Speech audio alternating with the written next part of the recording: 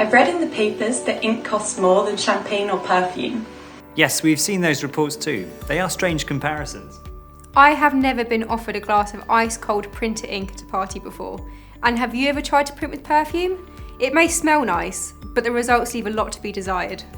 Seriously though, we invest millions into our inks, making sure they work in harmony with our printers to deliver the best possible results each and every time you print. But cartridges are no longer the only ink option.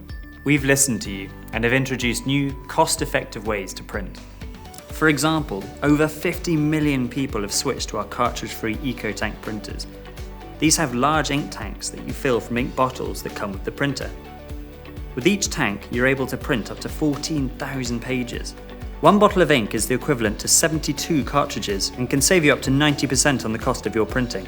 You can't do that with champagne. And we also have ReadyPrint, Epson's first print subscription service. You can choose from a variety of price plans according to how much you print. Some of the plans even include the use of an EcoTank printer. For a fixed monthly fee, customers will automatically receive replacement ink just before they need it, saving up to 90% on printing costs. If you're not ready to switch to an EcoTank yet, there are a few ways you can save ink when printing.